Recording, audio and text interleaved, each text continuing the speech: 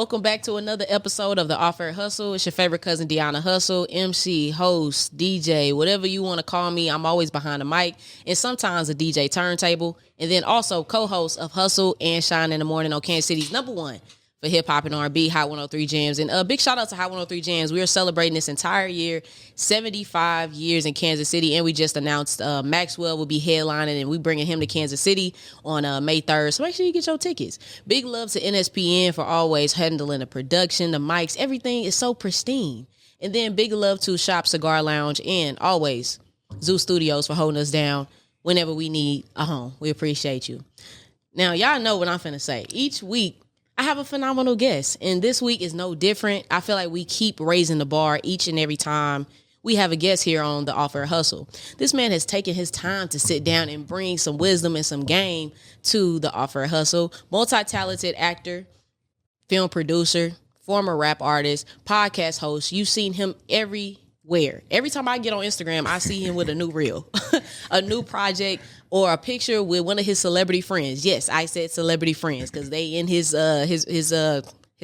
contact. He got everybody up in there, and now I feel like I'm special because now I can be in that contact list as well. You know him as Court Dog if you from the town, but others know him as Big Court. What's up, man? What's going on, Deona? Appreciate you taking the time. I appreciate you having me, and I want to say I'm so proud of you. I really am. I appreciate that. You know, this whole your podcast is lit. You know, you growing it, and you're super professional, super organized. I appreciate even that. more so than myself, man. You're going to do great with this show. Stop. I appreciate you. Yeah. And make sure y'all do check out the Holdin Court podcast. Mm-hmm. We got a legacy builder in the building. Oh yeah, for sure. Now, what I want to start. Was you gonna say something? I was gonna say something. Ahead. I was gonna say I'm feeling these locks. She looks good with these locks. You Clocky. Look very nice. Yeah. Okay, so I'm gonna start off with an icebreaker, a fun game, and then we'll dive into more because I do want to know more about you. Okay. Of course, we had you on Hustle and Shine in the Morning, and I was able to learn more. And of course, you and Brian being cousins. Yeah. And I was like, what? Well, that's Shine, fam. you lying? He was That's like, family. nah. Yeah. So this gonna be some quick this or that questions. Okay. Don't think too much. All right. I'm gonna go. All right. KC Mo or KCK? Come on, KC Mo all day. All right. Court Dog or Big Court? Court Dog protects Big Court, but Big Court. I like that. Okay. An hour-long gym session or a 30-minute gym session? Hour. NWA or Public Enemy? Shout out to Chuck, man. He's supposed to be coming on my show, but I got to rock with NWA. I saw they were at the top of your list. Yeah, I had to see though if I pit them against each other, which way you would go. NWA. Yeah. Okay, now you starred in several different movies. Mm-hmm. But if you had your pick, who would you star with? Denzel Washington or Samuel L. Jackson? I love them both, but I have to say Denzel. Yeah. Clay, yeah, absolutely. Rather be loved or be feared? Ooh, I'd say loved. Because fear, when people are scared of you, they'll try to kill you. They shoot you in the back. Yeah, they're going to do something different to you. Yep. Okay. So I have a bonus question. Mm-hmm. Could you share a song that triggers a specific life memory? What's that memory? I do. I have several, but one, and not so, well, bittersweet. When I hear Boys to Men, the Mama song, makes me think about my mother. Really? Yeah. And my mother passed in 2010. Oh, wow. So there was a period where I couldn't listen to it without breaking out into tears. Really? But that, yeah. Well, my condolences on that. Thank you. Losing a parent is never anything easy. The grief worst thing ever. Continues to pop up at the times you least expect it. Man, right. So, talk about it. Yeah. Now, consistency is a thing that I feel like in entertainment you have to have. Yep, absolutely. I feel like when I got my job at the radio, it took me a year. I had to be consistent. If I would have gave up, I would not be in the situation I'm in today. And I feel like when we've talked to you before, you mentioned being persistent. So much so that I know that back in the day, you had called Master P. Yes. Until he answered the phone. Right. To an extent. Could you dive into you being consistent and trying to be signed at that time? Yeah. Well, what it was is, we're here in Kansas City. It wasn't, especially back in the 90s, it wasn't much industry. We didn't have any information. I graduated in 1994. So what I'm school? Northeast, Okay. Vikings for life. Okay. You know what I mean?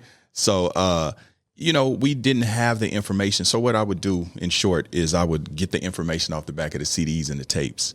So I would send them out to everybody. So as it related to P, he had a phone number, a voicemail. So I purposely filled up the voicemail every day so nobody else could leave voicemails. I know somebody was pissed. Oh, yeah. No, that's it. Once I got to know him, he was like, yeah, bro, like you was bugging the hell out of us. You know what I'm saying? So he sent Serv on to go get the tape. And not only did I leave voicemails, I sent like probably about 12 tapes. Wow. And you didn't give up. No. What was the time span on that? Wow. So that's a great question. I never been asked that. So 94, we were trying to go to Ruthless. And I was talking with this lady named Cassandra Ware. Easy died that March in 95. So I started over. Probably maybe about 3-4 months. Because it was around summer, fall. That P flew us out to Oakland. We did Down South Hustlers. That's what I was going to ask. So when you finally were able to get a hold of him, how was that? Outside of him being like, yo, bro, you was blowing us up, pissing us off. Or you know what? It was like a dream, kind of. Really? My friends used to really trip off of it because, so once he made contact, he called my house. He asked for Courtney. At the time, I was living with my dad, right? So he asked for Courtney. I didn't recognize the voice. So I'm like, he ain't here because me and my dad's both named Courtney. So he was like, well, tell him P called. And I was like, P? I was like, P who? He was like, Master P. I said, no, this me. So he started laughing, was like, man, you on the run? What's going on with you? Yeah. And so I explained to him. So he was like, well, I'm about to do this compilation with A-Ball, MJG, UGK, all these people. Heavy hitters. I'd love to have y'all come out, So it was about maybe 2-3 months before it happened. But the thing is we used to talk almost every other day. Really? My friends would trip off of that because he would just call me. Yeah. And as I got to know him, I understood what he was doing. What he was doing was trying to really figure out where I was in my life and who I was before he invested and got mixed up with me. Right. I was fresh out of jail. I was fresh off house arrest. So he knew I had some legal things going on, but he was trying to see where my head was. Yeah, so by the time we got to Oakland, me and him were like old friends because we talked so much. Wow. And my friends used to trip off that. I bet. They probably was like, call him right now. Call him right now. Yeah. But they like that. Oh, yeah. They'd be like, man, he be talking to P all the time. And he would just, and when we would talk for like an hour. And it would just be about everything. So we had already built a relationship and rapport by the time I even met him. And I do want to ask, what was your mindset at that time? Because I saw you post a throwback a video the other day. It was about like 25 years ago. And you said you were like a pistol-toting crash out. I was. What was your mindset around that time and how you have transitioned now? Because if you had that mindset now, it would be a different story. It would be. It was a lot of people praying for me, to be honest with you. Coming from Kansas City, I was knee deep in the BS back then. I went to jail at 15. I had my first child at 16. So the sense of urgency for me to figure something out. I was really kind of in a limbo during that time that I got with P, and from that video that you saw, just because it's the thing. I had the potential to be a doctor, to be a gangster, be a drug dealer, be a shooter, be whatever. I could do all those things really well. So I was trying to find myself, so to speak, So I think having P as a mentor and me being an only child and having him kind of as a big brother figure, and then to be that close to someone who's actually succeeding so I could see it and touch it firsthand, and it made it real for me. You see, so it wasn't just a distant dream at that point. I saw the possibilities. So with that being said, it kind of motivated me to make the necessary changes to be successful. I still was flirting with things, but in essence, I think having children, having a family, and then being close to success and seeing a little success motivated me. Yeah, I was going to ask you about your support system because you did have a child at 16, which is, that could be that's a lot in and of itself. Shout out to Rachel. Yeah, shout out to Rachel Renee. That's my twin. But how was that experience? How did you find out? What was your initial feeling? That's a great question. Nobody's ever asked me that. And by the way, my baby mama at the time is my wife now, so I'm 15 and I remember she came to my house and it's like overnight she just started showing. I think she knew. Really? I think she knew, but she was in denial, It was like in 24 hours, all of a sudden she looked 7 months, That's crazy. And I remember her sitting on my bed saying, I'm pregnant. Ain't nothing we could do. The only thing I was scared of was telling my mama. Mm-hmm. Oh yeah, that's the worst thing. I was terrified to tell my mama. Yeah. And so and my wife would tell, I was like, I wonder if we could hide this till I'm 18, till I'm out the house. I wonder if we can hide this for a couple years. Thinking. Like it was kid. I'm 15. Right. And so, it was heavy. It was heavy. And then I had my child my junior year of high school. That's crazy. Yeah. And I feel like I saw an interview where you were just saying, man, you and Rachel, you all's bond is real. Yeah. How did that happen? Because I mean, you're still young at the end of the day. Yes. And there could be a disconnect because I mean, it's babies raising babies in a sense. That's what it was. So how were you able to navigate that where she's like, you know what? This is my dad and we're like a duo. Because, I mean, you guys are a duo, especially on the Holdin Court podcast. Yeah, for sure. I think, my daughter and I, we grew up together, right? I mean, literally, we grew up together. I raised her on gangster rap, but she had a balance of demonstration and reference point. So she had me, the streets, and the secular world. But see, her mom was educated, raised in the church, good moral value, good family dynamic. Yeah. And so my in-laws, they were very supportive in rearing her in her early years and all through her life. So she had these balanced influences, to the point where we came back home, I think it was a year ago, and as a family, and we were in the airport, and my daughter pointed it out. We didn't even notice it. My wife had on a hoodie that said like, God is good or God is love. I had on a hoodie that said, fuck around and find out. We didn't even think about it. It shows the spectrum. It showed the spectrum. So my daughter said, see, this is what I had to grow up with, So that's good though. Yeah. So I think that I exposed my daughter to a lot. She told me one time, I don't want to get too long-winded, but you're good. This is what this is for. She had told me, she was like, Daddy, you remember that time that you had the blue Cutlass with the chrome Daytons and the blue spokes, and you had the switches on it. Remember, I used to sit on your lap, used to have that chrome gun under your leg, and then you used to let me play with the switches. Yeah. I was like, yeah. But from this space, I was like, that's some ghetto shit. Like most kids be like, I remember my dad took me fishing. Right. I remember when, but it worked out. I think it gave my daughter layers. It gave her that experience, which is why she's so great now, because she understands hustle. She understands the real world. Yeah. She can navigate just like her father. You can take me to the projects. You can take me to the boardroom and I can thrive and navigate both. Yeah. I love that you mentioned that because I feel like when you were just explaining that, that's how I feel like by my childhood. Oh, really? Like my dad, like my mom, in the church fully. Yeah. Our school was with the church. It was linked up. I was getting whoopings at the school. They gave permission to that. You can't do that now, 2025.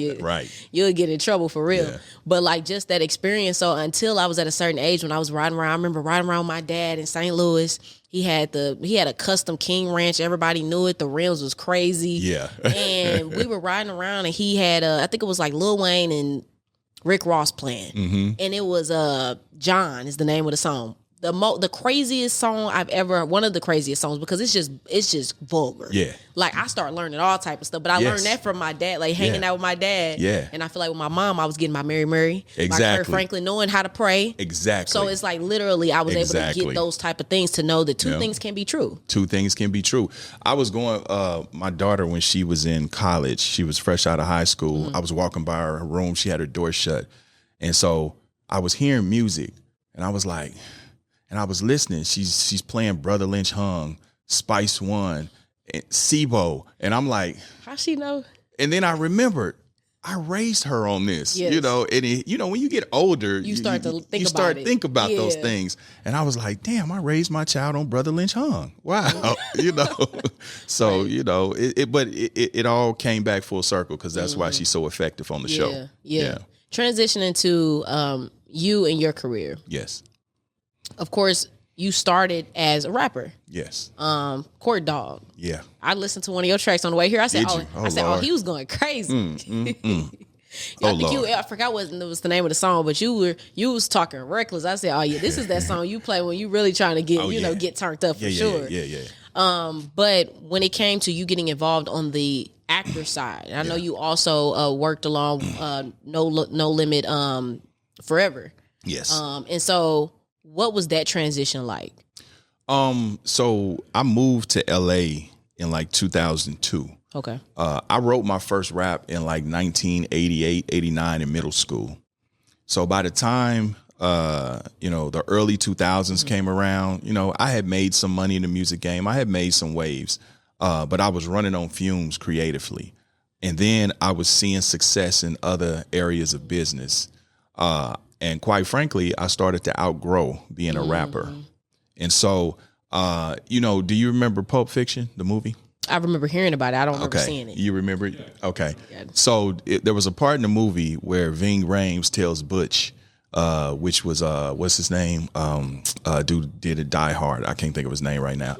Bruce Willis. And he tells him, Butch, he was like, if you were going to make it, you would have made it already, And so I'm about 24, 25, I got young. Yeah, young. Yeah. But what happened was I started buying my first property. I bought my first property at 19. Wow. So, I had a couple $1 million worth of real estate by the time I was 23, 24 years old. So I'm making good money in the rap game, but the landscape of the music is changing. This is right around the time like Laffy Taffy and the Atlanta music was definitely changing. So I started feeling displaced. Like, okay, I think my course has run. So, but being a creative and being an artist, it's natural to kind of transition into some type of other form of that. Absolutely. So I always aspired to do movies and all of that. So when I moved to LA, I started like auditioning and just seeing and I did some independent movies, but when I would get on set, I just started asking questions and looking and watching, like, why y'all do that? What's that? And I did some low budget movies. And then I found out quickly, I hate to say it like that, but I had more money than a lot of the people we were seeing on TV. I was doing better in real life. So I was like, So then I started, how much this costs? Right. I was like, I can do this. Yeah. So that's why I kind of transitioned from acting into producing, and now this was before streaming. This was before like popularity of digital cameras. Right. Like I shot my first movie on Panasonic digital tape. Okay. And we had, I had to rent all the equipment. That's why I spent $250,000, for something that you could do probably for 15 now, but it was just a natural transition. And I always feel like I've always been more of a business guy than a talent, I'm like 80% soup, 20% talent, so, but I had to go to where the game was being played. And then I had outgrew KC in a number of ways, mentally, creatively. Then I felt like if I stayed here that it was either going to stunt my growth or I was going to wind up dead or in jail, just because that's just how it goes, especially once you start thriving. That's what I was going to ask you too, is when you made that transition to move into LA, it's hard for people that you grew up with to see that for you, because they're not living in your shoes at the end of the day. And then there are going to be some people that's jealous. Yes. Whether they're honest about it or not. That's a fact. So did you have some people that you were like, man, this is my dog, or this is that, and I everybody can't come with me? That's a fact. Yes. I suffered from survivor's remorse, especially because I moved to Brentwood, which is a very prestigious neighborhood. I lived around the corner from Cat Williams, actually. Wow. And me and him were really tight back then. Then I ended up buying a house in Encino, California, which is where Michael Jackson and them live. Yes. I remember I wanted my childhood friends and my homeboys to come out. I was like, KC and this big man, y'all need to come out, see what I'm, Right. And, because I was still super KC'd out. Of I'm course. like, y'all LA, y'all don't know what's going on with us. Like, you know what I mean? I'm wearing KC, everything, braids, everything. Like, this is how we get down, boy. Y'all. So I wanted to bring my homeboys out, but nobody would come. My childhood friends. And one particular friend, I don't want to say his name and put him out there, but I told him one time, he said something, it was super crazy, but he was interjecting all of this other stuff because he changed. He's looking at me differently. Right. He's like, oh man, you got the big house and the cars. And I'm like, what? Yeah. Like we grew up 3 houses from each other. You taught me how to ride a bike. Your grandmother used to make us take baths together. Like we had the pajamas with the zipper from the foot all the way up. Like, what are we talking about here? but he allowed these other things to come. And I told him he hurt my feelings. You know what I mean? Yeah. I told him straight up, like, bro, you hurt my feelings. Yeah. Like, you know, and I would experience that, you know, with certain family members and you know, friends, mainly childhood friends, not necessarily friends I kind of met from that space, right? You know, because that's all they knew. Right. They met you at that. They met me there. So I think sometimes it's hard for people. I don't know if they feel left out. I don't know if it's hard for them to receive you and respect you from then because they always want to see you here. And then I was always the runt growing up. I was always the smallest and the youngest. But, you know. So you were the smallest? I was the smallest. I got a growth spurt. Oh. You know, was everybody else big or something? Yes, like and they were older than me. And okay. I was always the youngest and the smallest. Like you like 6'4". Right. But I got a growth spurt, you know, I don't know, maybe middle school, high school, but I was thin. I was skinny, you know. So then you fast forward, you know, I look like this. So now I'm bigger than everybody. Yeah. But not just physically, you know what I mean? But I'm still trying to keep it the same. Right. So I had to find my footing and just understand what it was is I had to meet people where they are. You know, I couldn't, you know, I understood that, you know, what we had in common was history. Yeah. So I can't have certain conversations with them because then it would feel like I was bragging or they just don't have a reference point. They wouldn't get it. Our lives are so different. So that's what I had to learn. Just meet them where they are. You know, I don't have to say everything. As a matter of fact, what I start doing, I start making it about them. You know, like, man, how you been? How you doing? Yeah. You know, and they be like, oh, man, I seen you doing. Oh, yeah, that's what's up. But, man, how your kids? Yeah. I just want to see how you doing. Yeah, because people can't take it a whole nother left field and you're not even meaning it in that way. Not even meaning it like that. You just might be excited about something and be like, yo. Exactly. But if they don't have no motion at that time, it's really going to feel like you pouncing on them in a sense. Because it would be situations like this. Like if somebody even back then, you know, oh, man, you know, shoot, my car, man, is such and such and such. And I may say, just not even thinking, like, bro, I hate that when that happened. Like, bro, I went and got this Aston Martin, this DB9. I didn't realize how, you know, expensive it was to maintain this thing. Dog, oil change was $1,500. But that's my plight. Right. And they like, I'm just trying to fix my Toyota Camry. Exactly. So then they feel like you stunting on them. And I'm not even thinking, I thought we were sharing problems, you know, so it was a learning curve. Yeah. Now, throughout, how long have you had a Holdin Court podcast? How long has that been?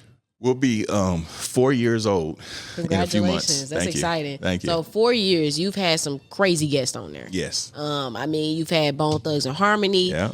You've had it's a lot of people that you've had on the list. Tiffany Haddish was on there. Tons of different people. Yeah. And you do have people that are more. I've seen a lot of guests that are in the music business. Yes. When it comes to what I like to call the OGs of rap, those are the guests that I feel like, oh man, he's getting the people that I really want to hear from. That's a fact. And you all are having those type of conversations. I see longevity is an important thing. Yes. Because just like you mentioned, you felt at a point with rap, you know what, I might be ready to move on to something different. Right. What do you think the key is to the OGs in our game having that longevity and continuing? Because I mean, Ice Cube has the big three. He's been doing his thing. Snoop Dogg has 50,000 different endorsement deals. I mean, even Flavor Flav was a part of the Olympics in some capacity. So I love seeing it and seeing our OGs do other things than just rap. But not everybody has got to that point. What do you think is the key to that? I think you just have to know when to pivot. You know,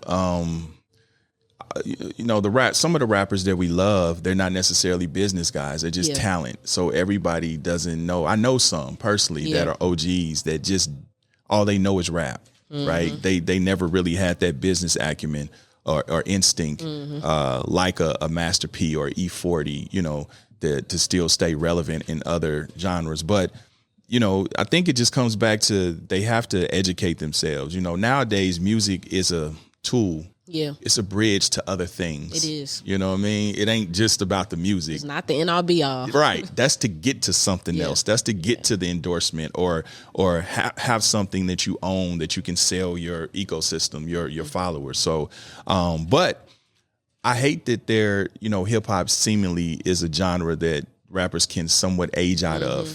I don't like that, because, if you look at other genres like Mick Jagger, the Rolling Stones. Like Mick Jagger got to be like 138 years old, and he's still touring. You know, he still has legions of fans. Yeah. But with us, I don't know. It's this generation because we loved the people before us. We sampled their music. Yeah.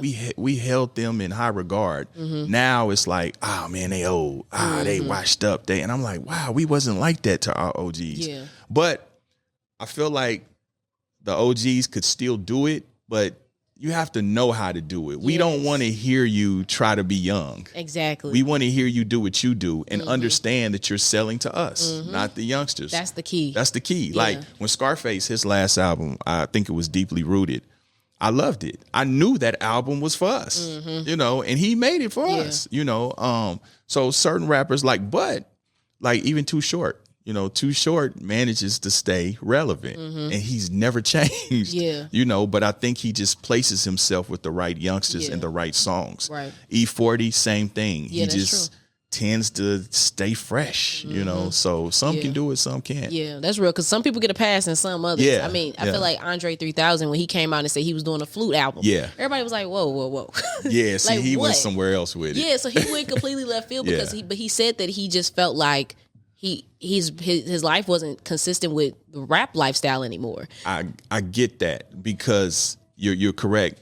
Actually, when Crazy Bone came on my show, he was kind of alluding to the same thing. He was like, you know, man, we can't be Bone Thugs and Harmony from the 90s. We're not those young kids from Cleveland no more. Our lives are different.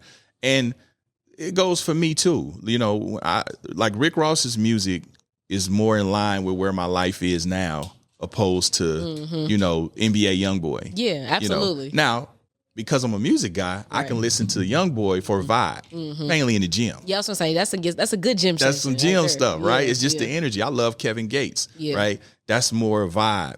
But you know, I think that hip hop has to be allowed to grow and mature. Absolutely. I think the acceptance of mature hip hop. Right, everything don't have to be, you know, the wild side. Rah. Yeah. You know. So I agree with you. Okay, I got a couple more questions, but I want to transition into our double cup, our muddy cup. Your muddy cup, as Court Dog like to call it. And so you'll pick a question, and you'll read it, and you'll answer it. Oh, I thought you had some muddy in You there. say nah. Okay. Well, depending upon the question, it could be a little muddy. Okay, let's see. What's the wildest experience you've encountered? I don't know that I can say that on camera. I was going to say it might not be. Yeah, let me pick another one. Okay. Yeah. Pick another one. Okay. Yeah. You got to tell me though. After Yeah, I don't want to incriminate nobody. Okay. Let's see. What do you do to unwind? Okay, that's fair. I'm so simple. I'm really a homebody. Really? I am a introvert posing as an extrovert. I feel that. You know what I mean? You know, I like to be at home in my bed on my phone on YouTube and watching TV. What are you watching? I binge watch things. Okay. So of course, Love Power, Raising Kanan, which I think the new season is starting. The 7th of March. Okay. Yep. Yeah, you own it. I wish they would bring Godfather of Harlem back. Oh, yes, with Forrest Whitaker. Yes, with Forrest Whitaker. That was great. Yeah. Very educational. Yes. The one with Billy Bob Thornton, the oil thing, Landman. Okay. I haven't checked that out. I've been feeling yet. Landman. Lioness, with I forgot her name. With Lioness. And when I'm really just chilling and taking a mental health day, I watch cartoons. Really? Yes, I watch old Looney Tunes and the Transformers. Gotcha. Yeah. Really? Yeah. That The was- old I thought Transformers, you the was original from the 80s. Okay, I was gonna say I ain't never seen that one. Yeah. I'm an old cat. Okay, Yeah. that's fair. Yeah. I would consider, because I thought you might have been gonna say Tom and Jerry. I don't know why. I do. I But it's watch like Tom and Jerry. I feel like it's always on TV. Tom and Jerry, Looney Tunes, and I really like the Pink Panther. Oh yeah. I forgot Yeah. about the Pink Panther. Yeah. Okay. These are things that I watch. These are my mindless programs when I just want to decompress. I want to go back to a simpler time, and that's my mental health day. Yeah. Because I don't smoke or drink. I don't indulge in nothing. So Yeah. that's how I, That's good, especially as a healthy habit. Yes. It ain't worth it. I never did it. I never partook in that, Okay. I do have a question for you when it comes to transparency. Yes. You, like I mentioned, you have a lot of different guests on your show. sometimes when we're on air, we try to be unbiased and neutral, but of course things come through because we're on air, so we try to keep it light. But when we have these type of conversations, podcasts, we're able to be like, nah, I don't like so and so, I don't like this, I don't like that. But when you have guests, do you try not to speak negatively on them or possible guests in the future? Is it hard for you to find the line between you being transparent in your own opinion and not feeling like you're going to offend someone? Yes. I always say it's how you couch questions. It's how you attack it, right? Because I created my platform as a safe place. I wanted to make our guests look good. I wanted to humanize them, especially because I have an array of guests. I have street figures. I've had kingpins, killers, all of that. But there's always, okay, cool, we can talk about all the gangster stuff that you did, but there's always a redemptive thing in the conversation. Right. You see what I'm saying? And we peel back the layers of why those choices were made. So, I'm always very cognizant not to offend anyone. Yeah. I had Matt Barnes on the show. Shout out to the homie. Yeah, that's dope. And I wasn't going to bring up the Derek Fisher thing. I didn't bring it up on purpose because I saw that they were good and it was old. It had been told to me in times. No reason to bring it back up. Yeah, so for some reason, he went into it. So I was kind of like, all right. So I already knew when he started talking, man, I'm going to take this out, And so about a day later, he called me. Hey, Court, I was thinking about something. That thing I said about that, man, let's take that out. I said, bro, that thing already out. He was like, my guy, you know what I mean? I said, yeah, man, certain stuff. And I always ask my guests, if I know that there's something out there, I say, is there anything that you want to stay away from, to give them that respect. And if I do, which, my followers appreciate, if there is something I may feel is touchy, I always say, hey, listen, my apologies if I'm overstepping. Absolutely. And you can tell me you don't want to talk about it. Of course. But so I give them that respect. I don't want to sneak them and try to be messy because I don't do that. Yeah, that's not good content. That ain't real. Yeah. I ain't with all that. I've went viral numerous times just on great content, compelling conversation. Because I don't gossip and talk about people in real life. And the other part of that is, people have to remember, you have to log off and live a real life, Yeah. So, you get on this camera and get cute and all of that, but two mountains won't meet, but two men will. And you don't know who you'll run into when they got a problem with you, and so when I've navigated the streets and I've taken all these penitentiary chances and been blessed to hear I'm not finna get crashed out over content. Yeah, not at all. That don't make sense. Worth it. Like you said, it's just that moment. Because then what do you do after being messy and you still looking at the person across the room after the cameras go off? Exactly. It's awkward. Exactly. And then you burn bridges, because another thing that, in this space I've had to learn, you may have someone come on and express something about someone else. So you have to balance allowing them to tell their truth story. Within reason. I'm not going to let you come on and lie or just say something outlandish, but you can have your opinion. I had to be cognizant not to be going, okay, yeah, because it sounds like I'm endorsing you're agreeing. Yeah. So I just have to let them talk. Yeah. All right. Oh, I see. So little things, like to keep it clean. But what I've had in that, though, I've had that happen. Really? And then who they talk about hit me. Man, they was lying. I need to come on there. Okay, you're welcome. You can come on. You know what I mean? So I've had that happen too, and share your perspective on it. So, but I never feed BS because if it escalates into anything, I'm at my house chilling. And I don't want to have a hand in that. Watching cartoons and y'all crashing out. Right. We don't need none of that. Definitely a safe space. Yeah. And when you mentioned how you were super KC, and I know you still a KC, but I know it was different right when you first transitioned to going into LA. Would you be able to talk a little bit about N9ne's influence? Because I've heard a lot of people speak on how much he's not just impacted Kansas City, but the world, and he's being independent, one of the biggest bosses when it comes to being independent. That's a fact. Could you touch on that? Man, listen, shout out to N9. That's my brother. Shout out to Travis O'Gwen. As I was telling you, I'm doing an expose on Strange. I've been knowing Tech a long time. Shout out to Black Walt. He's actually executive producing Tech's new album. Okay. He's A&R in it. So they got some great things going. Man, I've traveled this country, this world. And every time that I tell people, I say maybe 8 times out of 10, if I tell people when I tell them I'm from KC, they say, "Oh, Tech N9ne?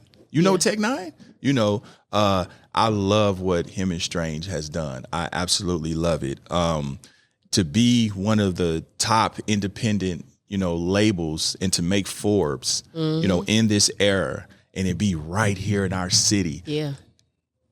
The problem, not the problem, but I don't understand how come the artists here don't see it like that. You have a powerhouse right here in your backyard. It should be a line at Strange all the time trying to get on and do their thing, but the impact that Tech has had in representing the city in such a big way. And again, he does tours, overseas. So it's not that's heavy, And I know they do the Rich Tech comparisons, which I never understood because they're in 2 different lanes. Absolutely. And respect to Brother Rich. That's my brother too, but Tech has represented on such a global scale, and been able to do things that the majors have done, and for themselves, and they stayed autonomous and independent. So, man, I love what those guys have done. Shout out to Strange. Yeah. I met with Tech and Trav probably a month before I left to go to LA. Really? Yeah. In case we met at Gates on 47th. Okay. Manuel Cleaver. I think it was 47 back then. And I wasn't super clear on what the meeting was about, but I remember I didn't know because at that time, I ain't gonna lie, I had a little bit of change, you know what I mean? I had some rap money, some street money allegedly, and some other things, And so we met, and I remember we talked, and I remember I paid for it. And they were like thrown off by that because they were so used to paying for everybody else, people, But yeah, Tech, he came, he did the Holdin Court podcast when I think we did it maybe a year ago or something like that.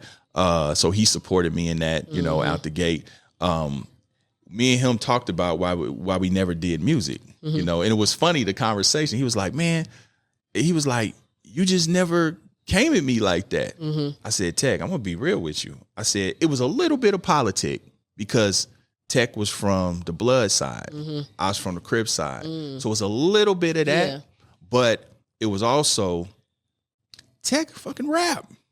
Yeah. I just wasn't gonna do it. Yeah. He was better than me. I knew that. So you was like, I'm cool. You're not going to outshine me on my own album. That's it's not going to happen. So I had to be real with myself because I had to go back to the 90s like, why didn't we do an album? Right. And I'm talking to myself, self, you wasn't going to put that dude on that thing like that? Like, no. So Tech is a phenomenal talent. Yes. Like, he's like better than most, like extraordinarily better than most people. So, and him being from right here is, man, you know, I'm always super proud, you know, and I always say, I'm from KC. And then if they don't say Tech, I'll bring it up. You heard Tech N9ne? Yeah, you know, and I'll bring up others that come to my mind just to represent. Yeah, you wear that KC with a badge of honor. I do. I know you popped out to the Kendrick Lamar video shoot for Not Like Us. And everybody was coming together. The unity was crazy because that's one of the big things that people have taken from Kendrick Lamar and his recent records is, man, he's uniting LA. He's uniting everybody. So what was the atmosphere like? It was, it was so much love. That's one thing I have to say too. KC is home, home.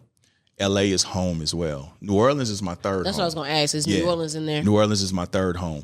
But in LA, they show me so much love. It's a different dynamic sometimes when you're not a native. See, the little hate that I get comes from here, comes from KC, right? And it's the same in every city, right? So I watch other people in LA that are natives get the hate I don't get because I'm not a native. I'm not from there, right? So when we went to Compton for that video shoot, man, it was so much love. You know, so Compton really rocks with the Holdin Court podcast. I love that. And a lot because I've had a lot of Compton on my show. Yeah. You know, I've had Chico Brown, I had Melly Mel. Love Chico Brown. Yeah, I've had so many people on my show from Compton, and I used to spend time in Compton too. And I'm talking about Crips and Pyrus, you know, so on both sides. And they show so much love. It was cool, man. They was like, hey, Big Court, man, what's up? And this is what I mean about, you know, creating content with integrity and being 100. Because there are a lot of content creators, primarily in LA, that can't pop out like that because of what they didn't say it on this camera. You know, or if they do, they got to have a bunch of cats with them, and it, you know, it ain't cool. I went out there with my daughters, you know, jewelry on and everything, no limit thing on and everything, and it was nothing but love. But that's in Compton, that's in LA, that's all the greater Los Angeles is nothing but love. That's dope. Yeah, but the camaraderie out there, in terms of the unity in that section, it was real. I watched it. It was a lot of Pyrus. It was probably 95% Pyrus, but there was some blue rags out there too. Okay. And it was all togetherness and love. I don't think there was a fight. There wasn't anything. That's important. Yeah. Yeah. And it was different just because they Pyrus, everybody don't get along. So it was still different hoods, and they still, you know, came together. So it was dope. That's dope. I like that unity, that form. Absolutely. Yeah. If we could duplicate that here, you know, and with our music scene, that'd be dope. That'd be dope. You know what we got to do? We have to permanently get rid of the whole concept of Jeffing here. That is the most divisive and destructive. When I came here, that's when I learned that word. I said Jeffing. We got to get rid of that, because Jeffing, back when I was growing up, Jeffing just meant you kissing ass. But now it's taking on it's got a bunch of other things. Basically, you can't support, you can't like someone without it being you. Yeah, Jeffing. right. So if nobody's Jeffing, then who's supporting? Everybody just, oh man, I ain't Jeffing with him. Oh man. So, you know, I think that we could take, and I see it happening a little bit, you know, shout out to Rocky Montana, shout out to Street King. There are people, Jazz Brewer, there are people trying to bring artists together and educate them and try to give them the tools to be successful and learn the industry. So there are efforts, you know, but unfortunately, I think sometimes, especially in the local Kansas City social media, you know, the divisive people, the people that really have nothing to offer, that just have selfish reasons of always stirring up BS because they're trying to go viral. That seems to overshadow, you know, the work. Like, let's do the work. All that, okay, cool, you know, but who's actually doing the work? Exactly. You hit the nail on the head. And I'm going to throw in, too, big shout out to Myron Fierce. That's our program director. Yes, at, I just seen him 103 yesterday. Gents. Yeah, he's great. Because, you were on the gospel station, right? Yes, I was. Shout out to Myron Fierce. I did matter of fact, when you said the 75 years, I did a drop for y'all. Oh, perfect. I did a drop. That's probably in the rotation right now. I did a drop. But shout out to Myron, because it's important to educate. And I just saw him the other day educate somebody on the fact that their music was not registered. Yes. And they were like, well, I'm not getting these. You're not on ASCAP. You're not on ASCAP. You ain't with the BDS. You're not none of that. You're not none of that. And some people just kind of put their stuff out there sometimes and then get mad at people and be like, y'all not supporting me. Brother, your stuff ain't. You got to do the work. See, they don't understand the business of it, because there's a level of entitlement. And then, they're not educated to the game. Listen, because really what you're trying to do, how I hear it, you're trying to circumvent the work. You're trying to take a shortcut. Yep. You know, instead of doing the groundwork to build up your buzz, build up to where people are demanding you, right? You're trying to go over that and say, hey, y'all just put me on here. And everybody's stuff ain't ready. Everybody, you know, and then you have to understand, these radio stations, it's a business too. It's a reason why they play the songs that people want to hear, because their listenership has to be up in order to sell the advertisement. So if they got a bunch of stuff that nobody want to hear and then nobody's listening, people gonna turn off. Then people gonna turn off, and then the advertisers are gonna be like, "Oh, them numbers is low. Y'all ain't we ain't coming over there. We ain't coming over there because y'all ain't got nobody listening because you're trying to break Day from the 30s. You know, so no. No, thank you. I don't even have to explain it. Big Court just explained it for you. So when you call me asking why this and that, now you got your explanation. Do the work. You know, get some traction. Get it to where people are looking for you. Or if you even say, hey man, you know, I'm such and such, and they say, oh, that's you. Oh yeah, we've been hearing that. That's hot. You know, but you got to make your own type of flow, your own type of emotions, something. You can't just give us a package of something that ain't really ain't really causing any commotion yet. Exactly, man. Listen, what y'all do your groundwork, work your social medias, you know, get with the mix show DJs, you know, get on the street, man, get people familiar with it. Take everything. Do everything. You cannot, it has to be a synergistic effect, you know, and you have to be consistent, and you're going to get told no. That's the part of this business. You're going to deal with a constant rejection. Even once you get in, there's levels to it. Absolutely. You know, so okay, I'm here, but then there's a level where you may get rejected and have to do some more work. Yeah. So Yeah, I like that. That's real though. That's Yeah. real. I've been doing this 30 years. Wow. I've failed more than I've succeeded. That's the part of the game. They think that it's just, Happen. most successful people do fail more because really, to be honest with you, they try more. It's just that when we win, we win. So that success, failure is a part of the journey to success, and it ain't really failure. It's just learning curves. Yeah. But they, get rejected one time. Oh, they hating. I'm done with it. I'm done. They hating. They blackballing. I'm like, blackballing? How do you get blackballed in Kansas City? Gatekeepers. And what? There's nobody here that can stop you from doing anything. Absolutely not. Yeah. What are we talking about? Yeah. No, that's real. Now, this is new segment I've been introducing. It's called the loyalty test. Okay.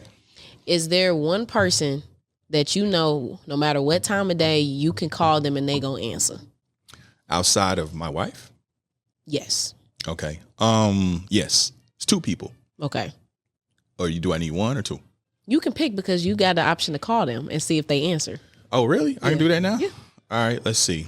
All right. Let me see something real quick. We'll see y'all.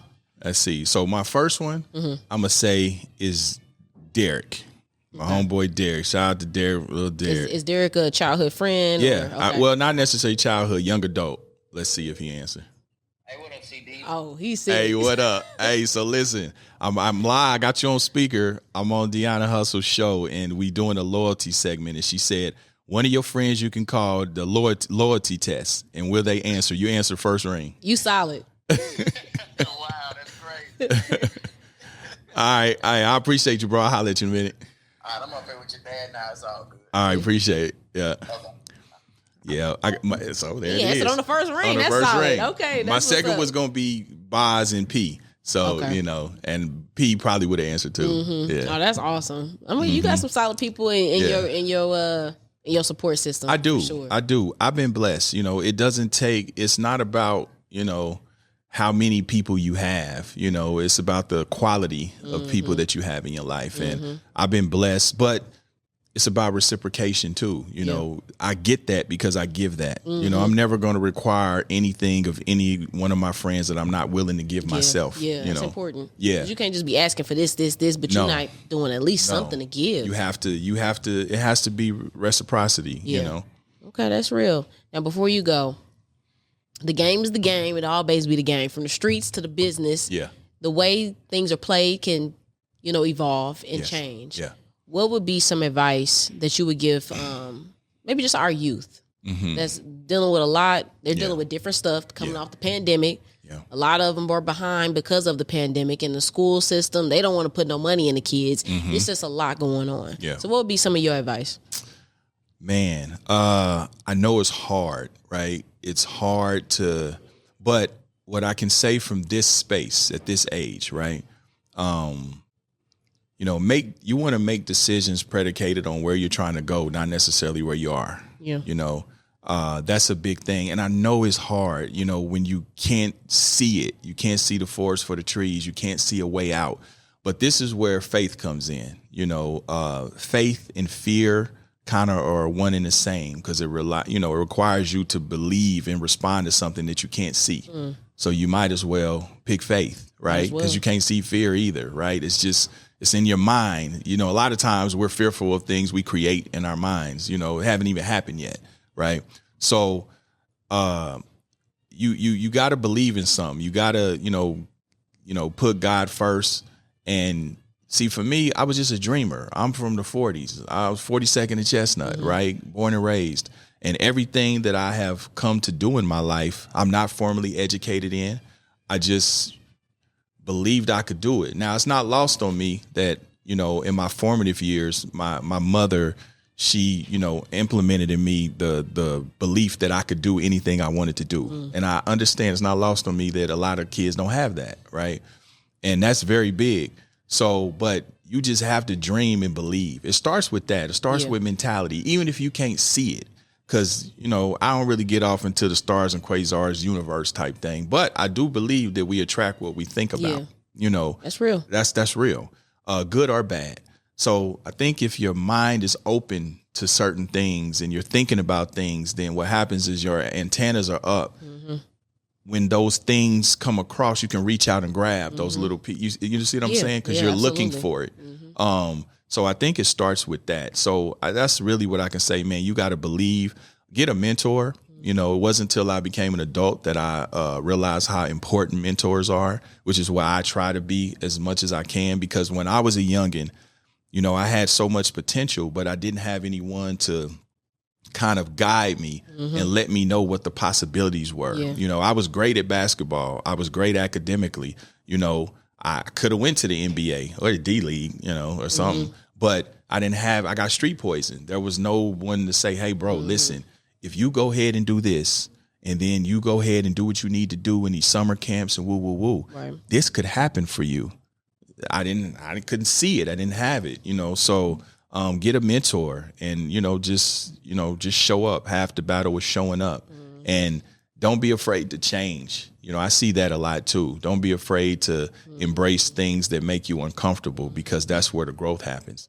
So if you start, and surround yourself with different people. If you around 9 negative folks, you finna be the 10th. You know what I mean? It's real. So, be cognizant of your surroundings and just, just pray and do what you can. And, you'll attract those things. Yeah. That's real. I appreciate you making the time, pulling up on us. I know it's raining outside. That don't matter, man. Listen, I'm conditioned for this. I do this. And listen, I appreciate you. You have always had great energy. I love the way that you, comport yourself both on the radio, on camera, and off camera. So that was a no-brainer, I had to come support you. And, appreciate that. That's whenever, and when you come to LA, you're more than welcome to come on my platform as well. So as soon as these flights start to be a little bit nicer, but all this news got me a little spooked. Hey, listen, everybody be talking crazy on Spirit and they ain't had no problems. They haven't. You know what? I might need to fly Spirit. I ain't gonna lie. They ain't had no problems. You know what I mean? But I've been flying. I fly. I'm a Diamond member. I fly all the time. Okay. And I can tell people, man, listen, I think it's only been one time that I was like, okay, this might be it. The turbulence was crazy. Really? Yeah. I just thought, oh man, I just hope it's quick. I don't want to burn up. I just want, this is where I'm thinking. I don't want to burn up. I just want to be quick with it, right? Yeah. I don't want to feel nothing. I just want to go black, right? And I thought that was it. But other than that, I've probably flown, man, thousands of times and nothing ever happened. All right. Well, you be all right. I'm flying Spirit. Spirit, there it is. Spirit is the way to go. Yeah. Holdin Court Podcast. Make sure you check it out. We got a legacy builder in the building. Once again, I appreciate you taking the time. Thank you. I appreciate you too. Make sure y'all check in next week to see who we have.